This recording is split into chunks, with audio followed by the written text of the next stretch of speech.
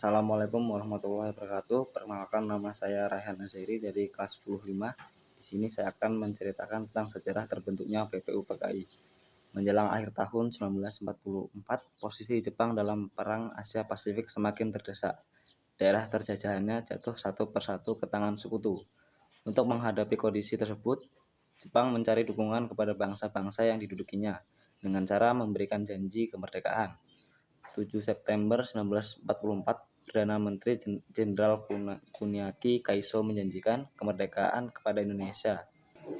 Janji tersebut dikemukakan di depan parlemen Jepang. Sebagai pembuktian, ia mengizinkan penghibaran bendera merah putih di kantor-kantor, namun dengan catatan harus tetap berdampingan dengan bendera Jepang. Sebagai implementasi janji Kuniaki Kaiso, pada 1 Maret 1945, pemerintah penduduk Jepang di Gunseiken pengumuman rencana pembentukan BPUPKI. Lembaga ini akhirnya terbentuk pada 29 April 1945 melalui maklumat Gunseiken. Tujuan utama BPUPKI adalah mengkaji, mendalami, serta menyelidiki bentuk dasar negara yang cocok untuk Indonesia pasca kemerdekaan. Singkatnya, BPUPKI dibentuk untuk mempersiapkan proses kemerdekaan Indonesia. Dalam sudut pandang Jepang, BPUPKI dibentuk dengan tujuan menarik simpati rakyat Indonesia agar membantu Jepang dalam perang melawan sekutu.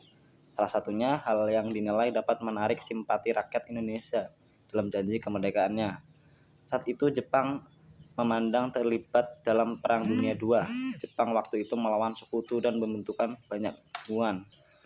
Saat itu Jepang memang terlibat dalam Perang Dunia II. Jepang waktu itu melawan sekutu dan membutuhkan banyak dukungan. Jadi, dapat dikatakan bahwa pembentukan BPUPKI oleh Jepang tidak 100% tulus untuk memberi kemerdekaan Indonesia, tetapi juga untuk mendapatkan dukungan dan melaksanakan politik kolonialnya. BPUPKI diketuai oleh Dr. Kanjeng Raden Tumenggung Rajiman Widoyoningrat. Anggota BPUPKI terdiri atas 60 orang anggota biasa, 6 orang anggota tambahan, dan 7 orang anggota istimewa. Pengeboman Hiroshima dan Nagasaki pada 6 dan 9 Agustus 1945 memiliki dampak yang besar, termasuk bagi Indonesia dan proklamasi kemerdekaan RI.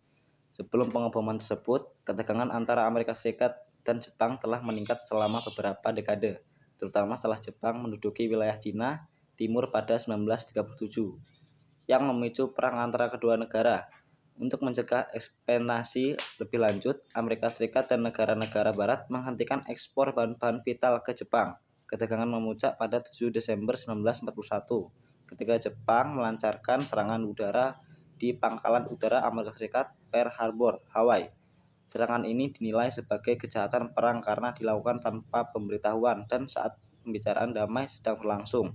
Selama hampir 44 tahun, Amerika Serikat dan Jepang terus berperang. Pada saat yang sama, Amerika Serikat mengembangkan bom nuklir yang akhirnya siap digunakan pada musim panas 1945.